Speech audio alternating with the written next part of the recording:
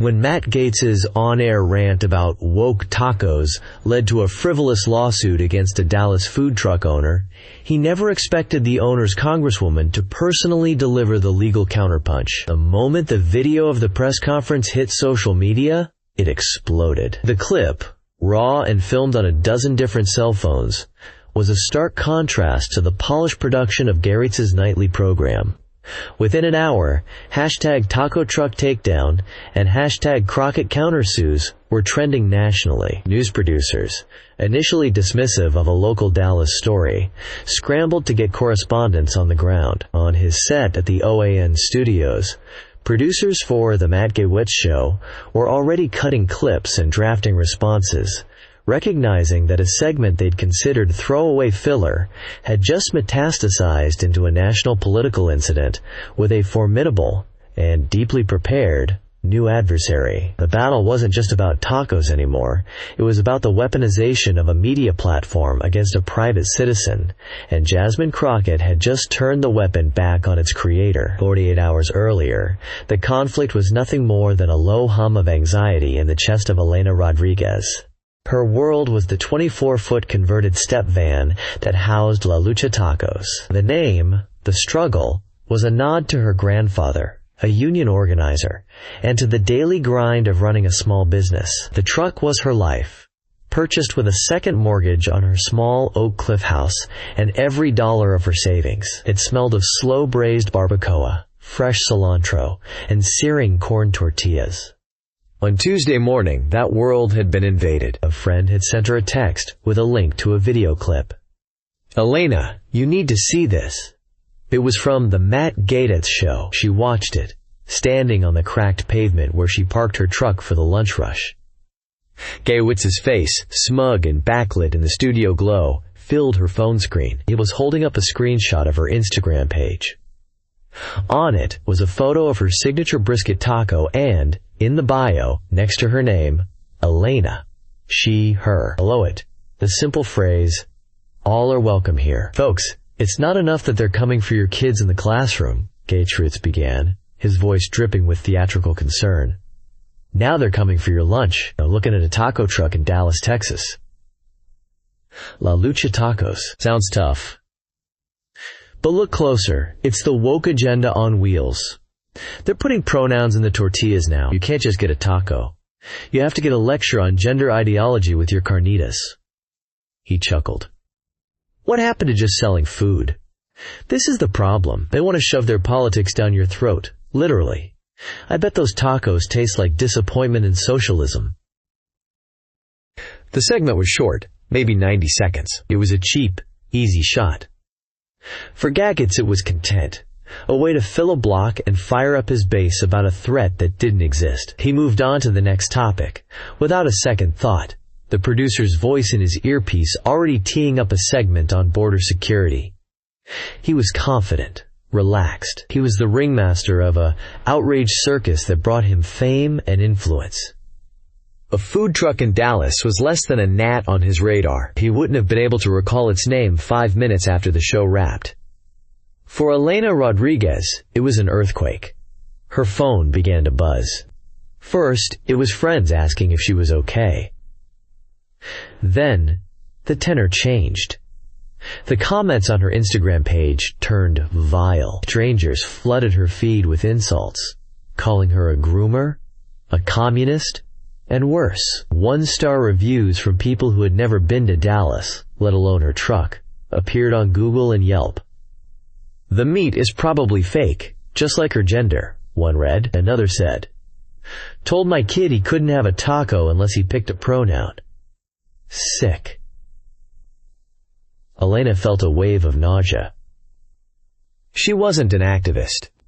She was a 34-year-old woman who loved to cook. The sign and the pronouns were just her way of making sure the kids in the neighborhood, who were still figuring things out, knew they had a safe place to get a meal. It was an act of quiet decency, not a political manifesto. That night, she barely slept. The next day, Wednesday, was worse. Someone had spray-painted "Get Woke, Go Broke" on the side of her truck. She spent the morning scrubbing it off, her hands raw from the chemicals, tears of rage and frustration streaming down her face. A local news van showed up, alerted by a neighbor. Elena, flustered and heartbroken, gave a short, tearful interview. "I just want to sell tacos," she said to the camera, her voice cracking. "I don't understand why this is happening." That evening, Matt Gaetz, ever the opportunist, saw the clip of Elena's interview. It was perfect fodder for a follow-up. He played it on his show. He paused the frame on her tear-streaked face. "Look at this," he said, leaning into the camera with a predatory grin. "The woke taco lady is crying. She says she doesn't know why this is happening." He let out a short, sharp laugh. "I'll tell you why. It's because people are sick and tired of having this garbage shoved in their faces everywhere they go. Maybe if she spent less time on pronouns and more on profits, she wouldn't be crying on the news." It was this specific line, the cruelty of it, the utter lack of empathy, the mockery of a private citizen he had targeted, that elevated the situation. He wasn't just attacking an idea anymore. He was punching down, hard, on a small business owner and reveling in her pain for the entertainment of his audience. In Washington, D.C., Jasmine Crockett was in her office, long after her legislative staff had gone home. She was catching up on casework, the unglamorous part of her job that she valued most. It was a mountain of paperwork. Veterans struggling with the VA, seniors tangled in Social Security bureaucracy, constituents facing foreclosure. Her communications director, a sharp young woman named Maya, forwarded her an email with the subject line, "You need to see this. Happening in the district." It contained a link to the second Gaetz clip and the local news story about Elena. Crockett clicked play. She watched Gaetz's segment first, her face hardening into a familiar mask of controlled anger. She'd seen this kind of bullying her whole life. As a public defender, she'd seen it from prosecutors and judges who looked down on her clients. As a black woman in Texas politics, she'd seen it from colleagues who underestimated her. She knew this brand of arrogant cruelty intimately. Then she watched the local news clip of Elena Rodriguez, scrubbing graffiti off her truck, her voice trembling as she said, "I just want to sell tacos." That was the moment the decision was made. This was not just a constituent with a problem. This was a citizen of her district being savaged on a national stage by a media personality who was using his power to incite a campaign of harassment. It was a perversion of the First Amendment, using free speech as a club to silence and intimidate. This was her turf. District 30. Elena Rodriguez was one of hers. Crockett picked up her phone. "Maya," she said, her voice low and firm, "get me everything you can on this. The business, the owner, the timeline. And find me a Dallas-based litigator who owes me a favor. We're going to need to look at the legal filings. This feels like more than just harassment." She paused. "Actually, cancel that. I'll handle the legal myself. Get me on the first flight to Dallas in the morning." There was no hesitation. This was a fight she was built for. This wasn't about politics. It was about principle. It was about protecting a constituent from a bully with a bigger microphone. Gaetz had picked a fight with a food truck owner. He had no idea. He was about to be in a fight with Jasmine Crockett. The next morning, Thursday, brought the final escalation. A man named Bill Jensen, a 68-year-old retiree from Mesquite, a suburb of Dallas, filed a lawsuit against Elena Rodriguez and La Lucha Tacos. Jensen, a devoted viewer of the Matt Gaetz show, alleged in his poorly drafted complaint that the truck's woke advertising constituted a public nuisance and had caused him severe emotional distress. He also claimed false advertising, stating that the tacos were not authentically Mexican due to the owner's divisive political agenda. He sought $75,000 in damages, a sum clearly designed to be crippling. The lawsuit was absurd on its face, a legal tissue of nonsense. But the court filing fee was real. The cost of hiring a lawyer to get it dismissed was real. It was a classic harassment suit, designed to bury Elena in legal fees she couldn't possibly afford. A process server delivered the papers to her home just before 9 a.m. She stared at the legal jargon, her heart pounding. The number $75,000 swam before her eyes. It was a death sentence for her business. She sat at her kitchen table and, for the first time, felt truly hopeless. Her phone rang. An unknown number with a 202 area code. She almost ignored it. "Is this Miss Elena Rodriguez?" a calm, professional voice asked. "Yes," Elena whispered. "Ms. Rodriguez, my name is Jasmine Crockett. I'm your United States Congresswoman. I saw what's been happening to you, and I am on my way to Dallas right now. I'm also a lawyer. I want to help you." Elena didn't know what to say. She had voted for Crockett, had seen her on TV, but the idea of her congresswoman calling her personally about her taco truck felt surreal. You want to help me?" Elena stammered. "More than that," Crockett said, the sound of an airport announcement fainting in the background. "That lawsuit is a joke. It's a textbook example of malicious prosecution. They think you're an easy target, that they can bleed you dry and make an example out of you. We are not going to let that happen." Mr. Gaetz and his followers picked a fight, and they're about to find out what a real one looks like. "I'm landing at DFW in 2 hours. Can you meet me at the federal courthouse downtown at 1 p.m.?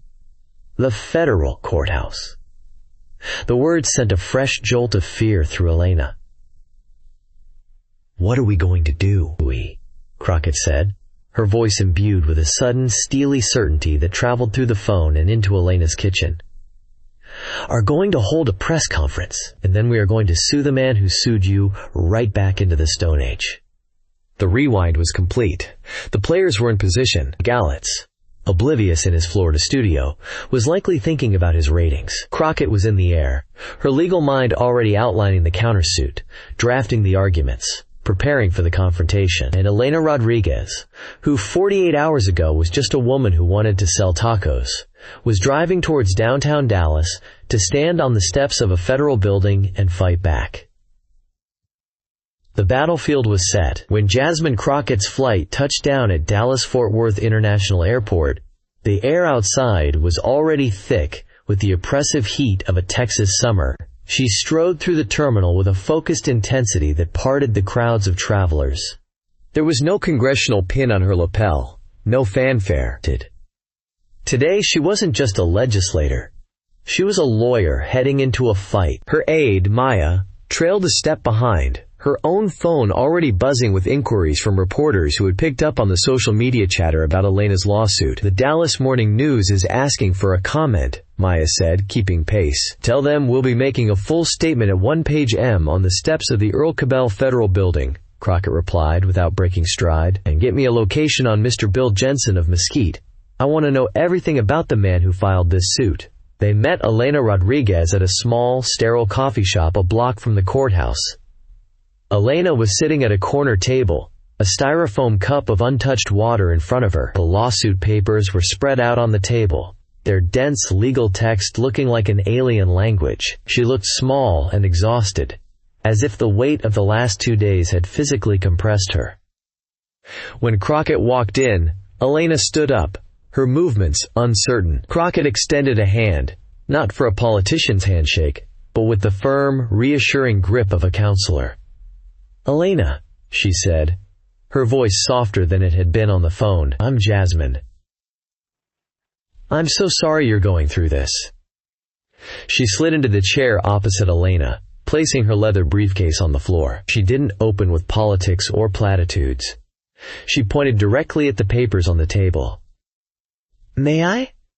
Elena nodded, and Crockett pulled the complaint toward her. Her eyes scanned the pages with a speed born of years of practice.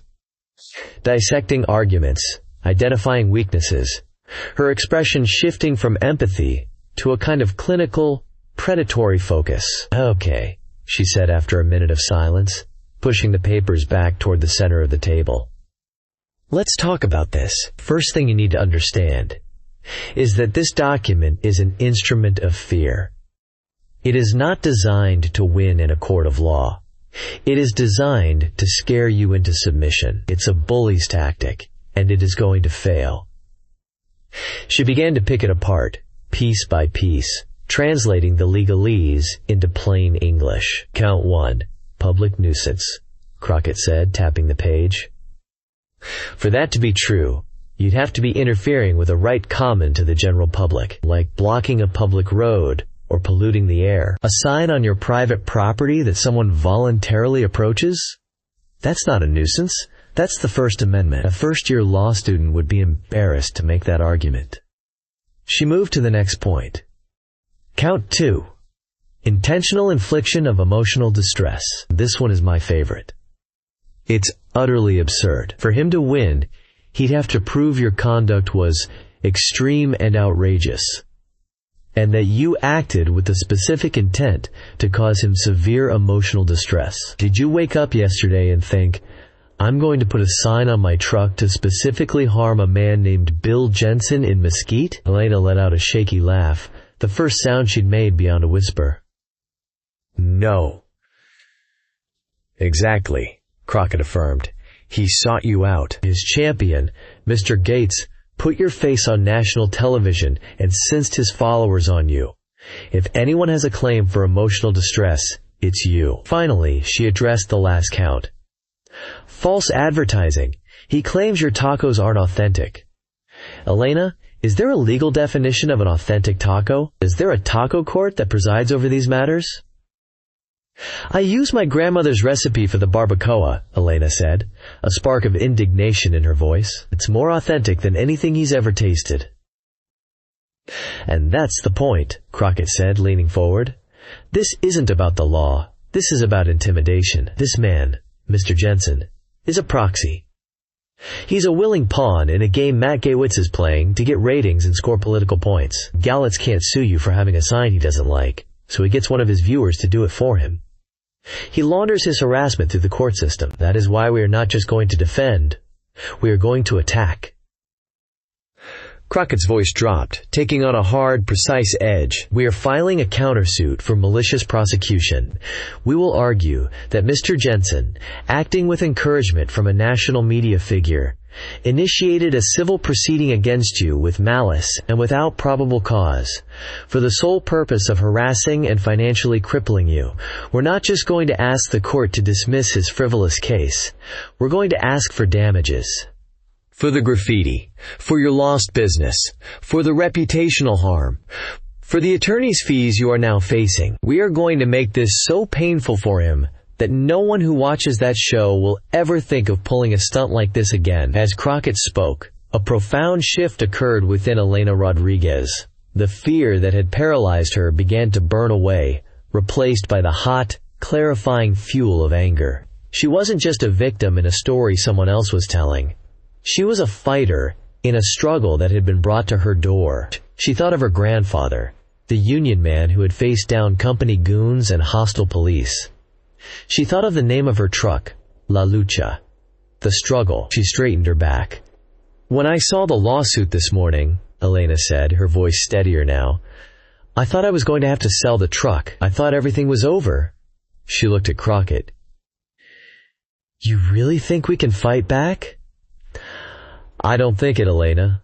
I know it, Crockett said. I've spent my career fighting bullies like this in the courtroom. They count on you being scared. They count on you being alone. They're not counting on you having a pissed-off congresswoman who used to be a public defender in your corner. But that raises the most important question. Are you ready for this? Because when we step out on those courthouse steps, this will get bigger. Gaetz will come after you harder. They'll dig into your life. It will be ugly, but I promise you, you will not be alone. Elena looked down at her hands, then at the lawsuit papers, and finally, directly into Jasmine Crockett's eyes. The fear was still there, a cold knot in her stomach, but it was now surrounded by a fierce, protective wall of resolve. He called me a groomer. He laughed at me for crying. The man sued me for $75,000. She recited the facts, each one a steel plate being riveted into place. Yes, she said, I'm ready. What do we do? Meanwhile, in a quiet, manicured cul-de-sac in Mesquite, Bill Jensen was on his riding lawnmower, feeling more alive than he had in years. His neighbor, a retired insurance salesman, waved as he walked by. "Heard you're taking on the crazies, Bill," the neighbor shouted over the engine's roar. Bill gave a thumbs up, beaming. He'd already called his 3 adult children to tell them what he'd done. His 2 sons were impressed. His daughter, a schoolteacher in Austin, had been uncomfortably silent, but it didn't matter. He felt like he had struck a blow for sanity. He had watched Matt Gaetz every night for the past 2 years. Gaetz wasn't just a host. He was a leader, a truth-teller in a world gone mad. When Gaetz had shown the taco truck owner crying, Bill had felt a surge of righteous anger. It was weakness. It was the rot that was destroying America from within. Filing the lawsuit felt like his patriotic duty. He had used a cheap online legal service, filling in the blanks himself. He felt clever, like he had found a loophole to fight the culture wars. He was a foot soldier, and the general had praised his front on national television. He was blissfully, dangerously unaware that a B-1 bomber was on a direct course for his front porch. At 12:55 p.m., Jasmine Crockett, Elena Rodriguez, and Maya arrived at the Earl Cabell Federal Building. The Dallas sun was relentless, reflecting off the building's stark marble facade. A small cluster of media had gathered. The local affiliates, a reporter from the morning news, a few online journalists, and a man with a tripod and a camera bearing the logo of a right-wing streaming site, clearly there to get hostile footage. It wasn't a mob, but every camera was pointed at them. Crockett put a steadying hand on Elena's elbow as they ascended the steps, moving with a purpose that seemed to create its own gravity. The reporters began shouting questions. "Congresswoman, what's your involvement in this?" Quote, "Ms. Rodriguez, what's your response to the lawsuit?" Quote, "Are you here in your official capacity, Congresswoman?" Crockett ignored them all. She led Elena to a spot centered on the top step, the seal of the United States District Court for the Northern District of Texas, visible behind them. The location was deliberate. This wasn't just a political stage. It was the seat of the very power the lawsuit sought to abuse. Crockett adjusted the single microphone a reporter had placed on a stand. She gave Elena a final, brief nod. "Tell your story," she murmured. "Just the truth." She then stepped back, ceding the spotlight. The cameras zoomed in on Elena. For a moment she froze, the clicking of the camera shutters sounding like a swarm of insects. She looked out at the faces, the lenses like black, unblinking eyes. She took a deep, shaky breath, her knuckles white as she clutched the single page of notes Crockett had helped her prepare. She felt the fear again, the instinct to flee. Then she caught Crockett's eye. The Congresswoman gave a barely perceptible nod, a silent transmission of strength. Elena looked back at the cameras, and the tremor in her hands stilled. She leaned into the microphone. "My name is Elena Rodriguez," she began, her voice clearer and stronger than she thought possible. It cut through the ambient city noise. The reporters, accustomed to political non-answers, fell silent. "I own a food truck called La Lucha Tacos. I started it 2 years ago, with my life savings, and the loan my parents took out against their home. The recipes are my grandmother's. The name, La Lucha, honors my grandfather, who spent his life fighting for working people in this city. My truck is my life. It is my American dream." She paused, her eyes scanning the small crowd, making eye contact with each reporter. "A few days ago, a man with a television show, Matt Gaetz, put a picture of my business's Instagram page on TV. He mocked me because next to my name it says she, hers. And because I have a sign that says all are welcome here. He told millions of people that my tacos taste like socialism. He made fun of my business. He made fun of me." The memory brought a fresh wave of hurt, but she channeled it into her words. "After his show, my social media was flooded with hate. People called me things I will not repeat. They left hundreds of fake one-star reviews from all over the country, trying to ruin my reputation. The next morning, I found my truck, my livelihood, vandalized with spray paint. A local news station interviewed me. I was upset. I cried. That night, Mr. Gaetz played the clip of me crying on his show, and he laughed. He laughed at me for being scared and hurt." She held up a copy of the lawsuit filed by Bill Jensen, the paper trembling slightly in her hand, and, "Yesterday morning, I was served with this. A lawsuit for $75,000. It says I am a public nuisance. It says I caused a man I've never met severe emotional distress because of a sign that says everyone is welcome. This lawsuit is designed to destroy me. It is designed to punish me for a crime I did not commit. The crime of being kind." She looked directly into the main WFAA camera, as if speaking to everyone in Dallas. "I am not a political activist. I am a kook. I am a small business owner. I am a citizen of this country. And I am not a political prop. I am a person. And I will not be bullied into silence," she finished, her heart hammering against her ribs. A brief, respectful silence hung in the air before the reporter from the right-wing outlet shoved his microphone forward. "Ms. Rodriguez!" he shouted, his voice aggressive. "Don't you think you brought this on yourself? You chose to put divisive politics on your truck. You run a business, not a protest. Why are you surprised when you get this reaction for being woke?" Before Elena could even process the hostile question, Jasmine Crockett stepped forward. She moved smoothly to the microphone, her presence instantly commanding. She placed a hand on Elena's shoulder in a gesture that was both protective and defiant. "I'll take that," she said, her voice sharp and cold. The reporter opened his mouth to object, but Crockett was already speaking, her words hitting with the force and precision of a jackhammer. "First, let's be clear about my capacity here. While I am proud to represent Ms. Rodriguez and every citizen of Texas's 30th District in the United States Congress, I am standing here today first and foremost as her legal counsel. So, to the gentleman from—" she glanced at the logo on his microphone with theatrical disinterest. "Whatever outlet that is, let me answer your question by giving you a free legal education." The air crackled. This was no longer just a constituent's plea.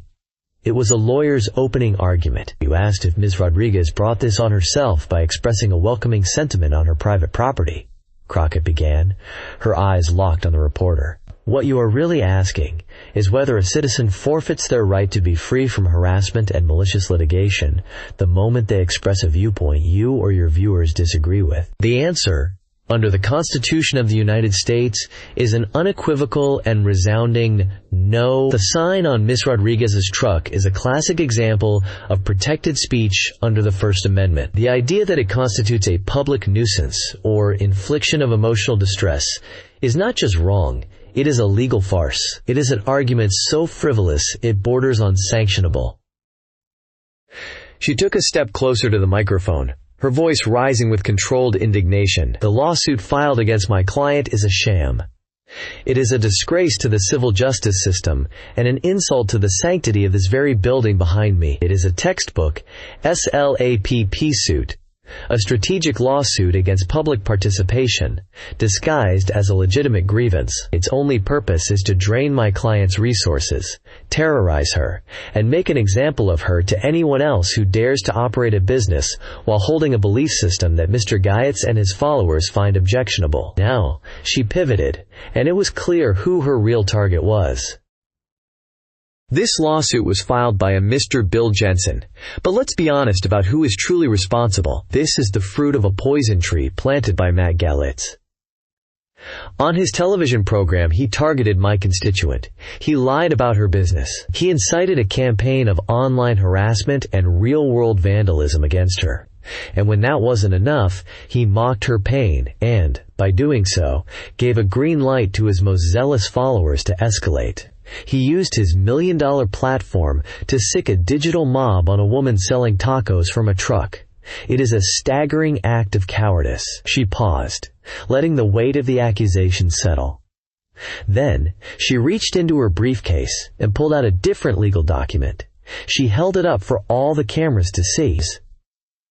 Mr. Jensen and his inspiration, Mr. Gaetz, seem to believe that the courthouse is a toy to be used for their culture war games. They believe they can file a baseless suit to ruin a woman's life with no consequences.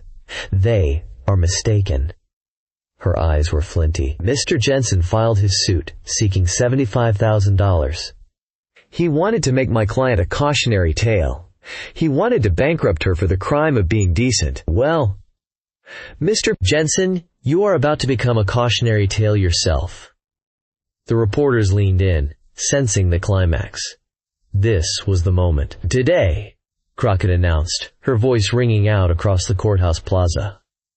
On behalf of my client, Elena Rodriguez, we have filed a countersuit in the 162nd Judicial District Court of Dallas County against Mr. Bill Jensen for malicious prosecution. We are demanding a jury trial. She let that sink in before delivering the final, devastating blow.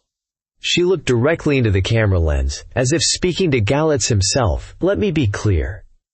This isn't about tacos. It's about using a media platform to try and bankrupt a citizen for political sport.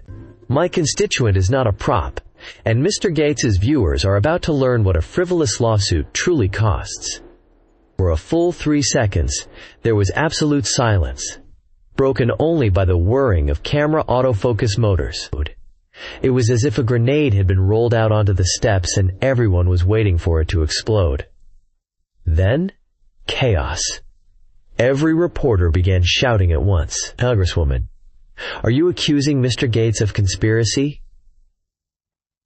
What damages are you seeking? Is the DNC funding this? Quote, Elena, how do you feel right now? Crockett raised a single hand. We will not be taking questions, she stated, her voice cutting through the noise. Our arguments will be made in a court of law, not on the courthouse steps. Everything you need to know is in our filing. She put a firm, guiding hand on Elena's back. Let's go, she said quietly. Together they turned their backs on the frantic media scrum. They walked with deliberate, unhurried steps back toward the massive bronze doors of the federal building. The image was powerful. 2 women, one a congresswoman, one a cook, turning their backs on the chaos they had just unleashed, disappearing into the halls of justice. As the heavy doors swung shut behind them, the sound of the shouting reporters was cut off, leaving only the quiet, echoing silence of the marble lobby. The message had been delivered. The gauntlet had been thrown. The battle had just begun. Inside the cool, echoing lobby of the courthouse, the chaos of the press conference faded to a dull roar behind the heavy doors. For a moment, Jasmine Crockett and Elena Rodriguez just stood there, the adrenaline of the confrontation slowly beginning to ebb. Elena was trembling, not from fear anymore, but from the sheer, overwhelming release of tension. Did we just do that? She whispered, her voice awed. Crockett gave her a small, weary smile. We did, she confirmed. Now the real fight starts. Let's get you home. The digital explosion was instantaneous and immense. That. Before Crockett and Elena had even made it to the parking garage, cell phone clips of the press conference were already rocketing across the internet. The video, raw and unfiltered, possessed a viral energy that slickly produced news segments could never replicate. On Twitter, #CrockettCountersues became the #1 trend in the United States within an hour. It was a digital wildfire. The clip of Crockett's killer line, "My constituent is not a prop, and Mr. Gaetz's viewers are about to learn what a frivolous lawsuit truly costs," was cut, remixed, and subtitled for TikTok, Instagram Reels, and every other platform imaginable. It was paired with triumphant music, analyzed by legal experts, and cheered on by millions who saw it as a long overdue clapback against a new brand of media-driven bullying. By late afternoon, it was the lead story on every major news network. On CNN, a panel of legal analysts broke down the merits of the malicious prosecution suit, with most agreeing it was a shrewd and potent legal maneuver. On MSNBC, hosts praised Crockett's ferocity and her defense of a constituent. On Fox News, the narrative was flipped.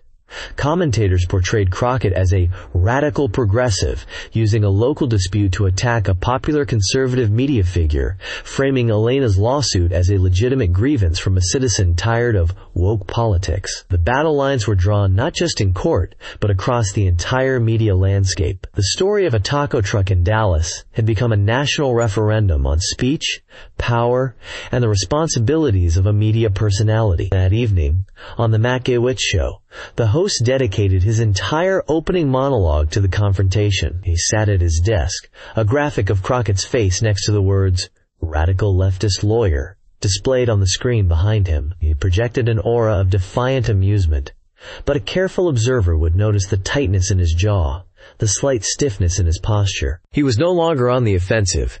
He was responding.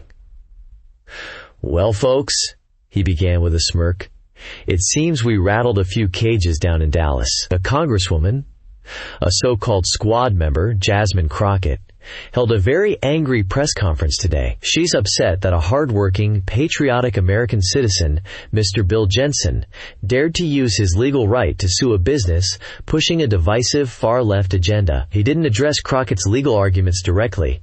Instead, he attacked her character. This is what they do," Gaetz declared, pointing a finger at the camera. "They can't win the debate, so they try to silence you. They try to intimidate you. Miss Crockett is not acting as a congresswoman.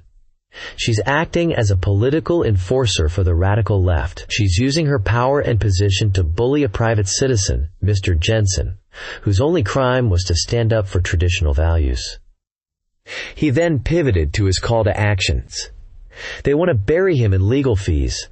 They want to destroy him. We cannot let that happen." A graphic appeared on screen with a picture of Bill Jensen and the address for a legal defense fund.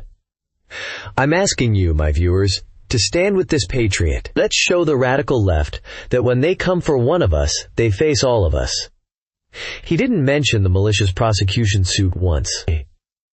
He knew the legal ground was treacherous. His only move was to reframe the battle as a political crusade, and himself as its general.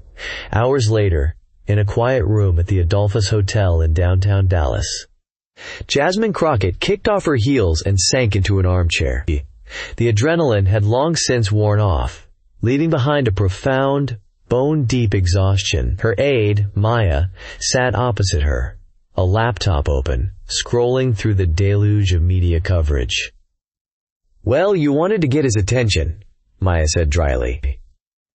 "He spent 20 minutes of his show tonight calling you a political enforcer." Crockett managed a faint smile. "Good. It means he's worried." Her phone, lying on the table, buzzed incessantly. It had been doing so for hours. It was a toxic drumbeat, a reminder of the hornet's nest she had just kicked. Maya's expression grew serious. "The calls to the district office have been bad," she said, choosing her words carefully. "And your DMs are a cesspool. I've already flagged the ones that look like credible threats for Capitol Police." "How bad is bad?" Crockett asked, bracing herself. Maya hesitated. "One voicemail said they knew where your mother lived. We're getting a lot of racist stuff, the usual horrible words. A lot of people telling you to go back to Africa. One email had a picture of you and Ms. Rodriguez photoshopped onto a shooting target." Crockett closed her eyes. She had thick skin, a necessary armor for a black woman in American politics. But the mention of her mother sent a chill through her. This was the cost. The public saw the fierce lawyer on the courthouse steps. They didn't see the woman in the hotel room afterward, hearing about threats against her family. They didn't feel the weight of the hatred she had willingly drawn to herself to shield someone else. It was a heavy, isolating burden. As if on cue, her personal cell phone rang, displaying a picture of a smiling, older woman.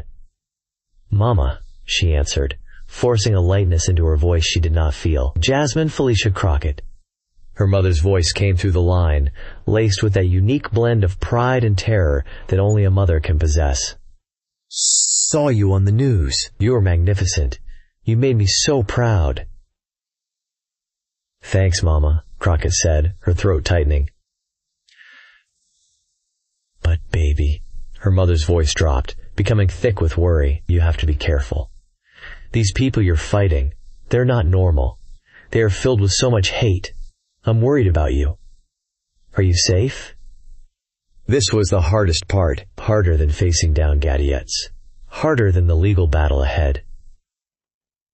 It was the fear she caused in the people she loved. I'm safe, Mama. I promise. I have security. I'm being smart. You always take on the biggest bullies, Jasmine. Ever since you were a little girl on the playground, her mother said, her voice trembling slightly. I just pray that one of them doesn't. She couldn't finish the sentence. Mama, you didn't raise me to back down from a bully, Crockett said gently, echoing the very thought she'd had in her office. You taught me that when you have the power to stand up for someone who's being pushed down, you have to do it. That's all this is. A woman in my district was being crushed, and I have the power to help her. How could I not? Quote. There was a long pause on the other end of the line. I know, her mother finally sighed. I know you're right. Just call me every day, so I know you're okay. I will, Crockett promised. I love you, Mama. I love you more, her mother replied. Now go get some rest. You look tired. After the call, Crockett checked in on Elena, the GoFundMe that a supporter had started for her legal fees and to cover her lost income had exploded. It was already past $100,000 and climbing. A line of people had formed at her usual spot all day, not for tacos, but to leave flowers, cards, and signs of support on her closed-up truck. A local restaurant had offered her free use of their kitchen to prep meals for a homeless shelter. The city of Dallas was wrapping its arms around her. I can't believe it, Elena said over the phone, her voice filled with disbelief and gratitude. People are being so kind. The opposite of him. Jasmine, I don't know how to thank you. You don't have to thank me, Elena, Crockett said. Just stay strong. We've got a long way to go. 2 days later, Crockett was back in her Washington, D.C. office. The story was still a dominant headline. The initial shock had morphed into a protracted trench war in the court of public opinion. Bill Jensen, backed by Gaetz's legal fund, had released a statement through a new, high-powered lawyer, vowing to fight the politically motivated countersuit. The battle lines were clear, the arguments entrenched. The public narrative was a shouting match between two irreconcilable sides. And Jasmine Crockett knew that to win, not just in court but in the larger fight for principle, something would have to change. The echo chamber had to be broken. She needed an ally, and it had to be someone from the last place anyone would expect.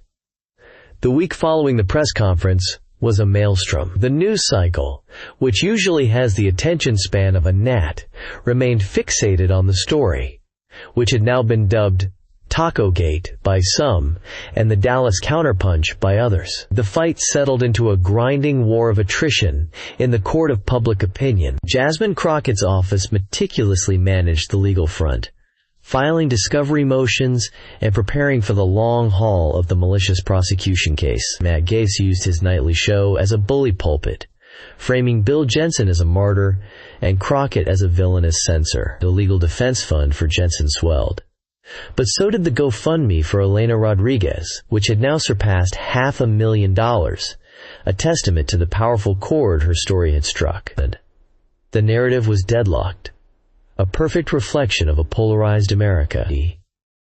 Each side consumed the media that confirmed their bias, and the core principle of the matter was being lost in the partisan noise. Then, on a Tuesday morning, exactly 1 week after the confrontation, the unexpected happened. It came not in the form of a political statement or a news report, but as an op-ed on the Wall Street Journal's website. The author was Judge Harrison Thorne, a retired jurist from the Fifth Circuit Court of Appeals. Thorne was a titan of the conservative legal world, a Reagan appointee known for his fierce intellect, his unyielding originalism, and his utter contempt for judicial activism. He was a man whose conservative bona fides were beyond reproach. The title of his piece was simple and devastating: The Difference Between a Lawsuit and a Weapon. The op-ed began by stating Thorne's profound ideological disagreements with Congresswoman Crockett. He called her voting record an exercise in progressive overreach and stated that he found her political philosophy antithetical to the principles of limited government. It was a calculated opening, designed to assure his conservative readers that he had not gone soft. But then, Thorne pivoted with the lethal precision of a master jurist. However, he wrote, "My political disagreements with the Congresswoman are irrelevant to the matter at hand.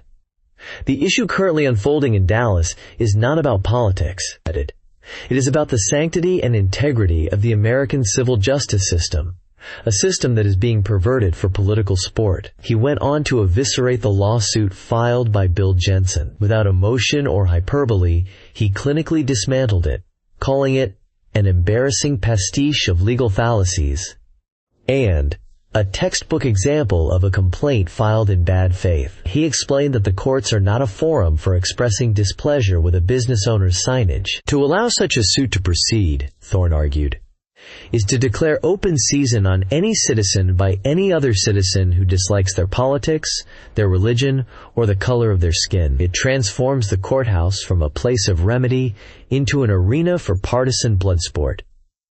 The final paragraphs were aimed directly at Matt Gaetz and his followers. The media personality who incited this fiasco and the plaintiff who filed it seem to believe they are engaged in a culture war, Thorne wrote. They are not. They are engaged in the degradation of the rule of law. Congresswoman Crockett, in her capacity as legal counsel, has responded with a countersuit for malicious prosecution. While I shudder to find myself on the same side of any issue as Ms. Crockett, on the legal merits of this action, she is undeniably correct. Using the courts to harass and intimidate a citizen is an abuse for which the law provides a remedy. This is not a left-wing or a right-wing principle. It is a foundational American one. The rule of law must be a shield for the weak, not a club for the powerful. On this, there can be no debate. The op-ed landed like a meteor. It shattered the comfortable partisan framework of the story. Gaetz could not dismiss Judge Thorne as a radical leftist. The Wall Street Journal's comments section, usually a bastion of conservative consensus, was a civil war in miniature. More importantly, Thorne's piece gave intellectual cover for moderate conservatives and independents to support Crockett's legal position. The narrative began to shift. The question was no longer simply, are you with Gaetz or Crockett? It became, do you believe in using the courts as a weapon? A week later, Jasmine Crockett stood at a podium at her alma mater, the University of Houston Law Center. She had been invited to give a keynote address at their annual symposium on law and public policy. She had accepted, knowing this was the perfect venue for her final, definitive statement on the matter. The auditorium was packed with students, faculty, and a significant number of journalists. She began by thanking the university, and then she addressed the elephant in the room. "A few weeks ago," she began, "I became involved in a legal dispute on behalf of a constituent in Dallas, a small business owner named Elena Rodriguez. Many of you have followed the story." She then did something unexpected.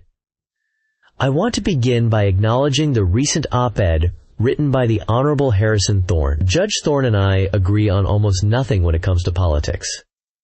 I have no doubt he would find my legislative agenda abhorrent, and I find his judicial philosophy to be overly rigid and, at times, blind to the lived experiences of many Americans. Yet, he and I agree on the fundamental principle at stake in Dallas."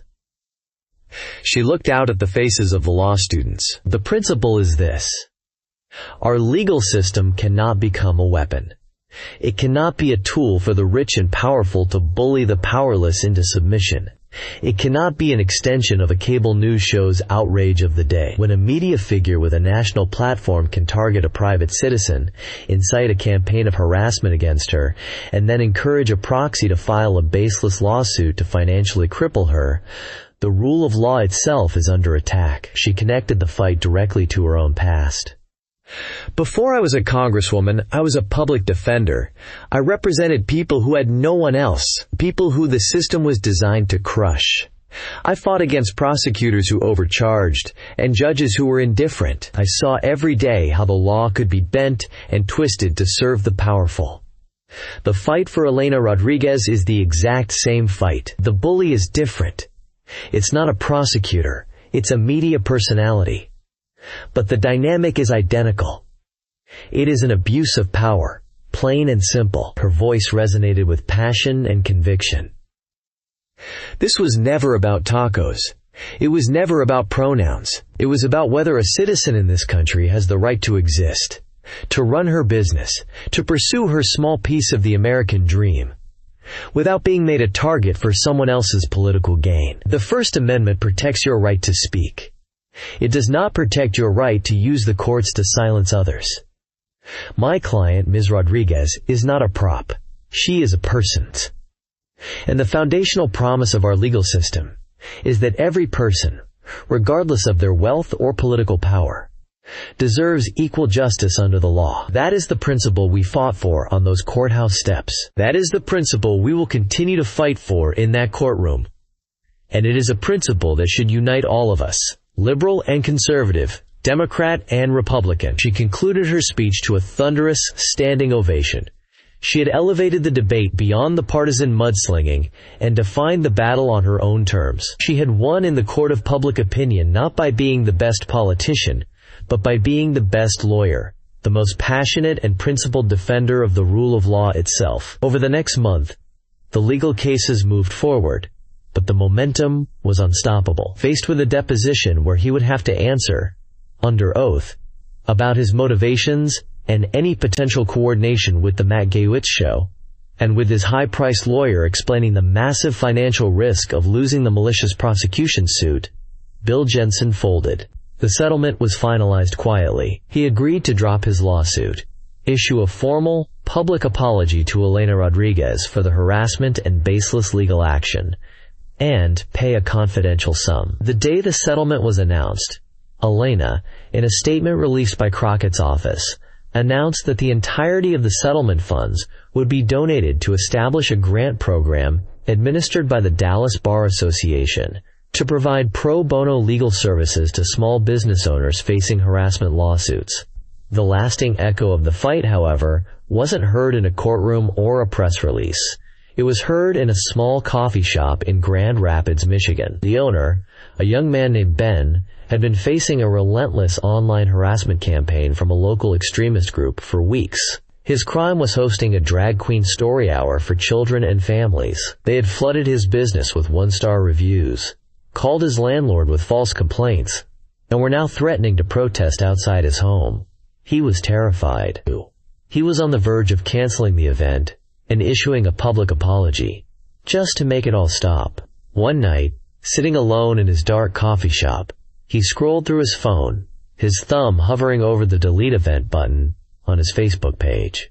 Dejected, he browsed YouTube and saw a recommended video. Texas Congresswoman destroys TV host's lawsuit. He clicked. He watched the clip of the Dallas press conference. He saw Elena Rodriguez, her voice trembling but firm, saying, "I am not a political prop, I am a person." He watched Jasmine Crockett, her eyes blazing, declare that the courthouse would not be a toy for bullies. He felt a jolt, a sudden surge of something he hadn't felt in weeks: courage. He was not a prop. He was a person. A fear that had been strangling him loosened its grip, replaced by a cold, hard resolve. He closed YouTube. He opened a new search tab and typed, ACLU Michigan phone number. He picked up his phone and made the call. The fight in Dallas was over, but the echo of that struggle, the quiet transmission of courage from one citizen to another, was just beginning. Where is the line between free speech and media-driven harassment? Let us know your thoughts in the comments, and for more stories about the people fighting back, make sure you subscribe.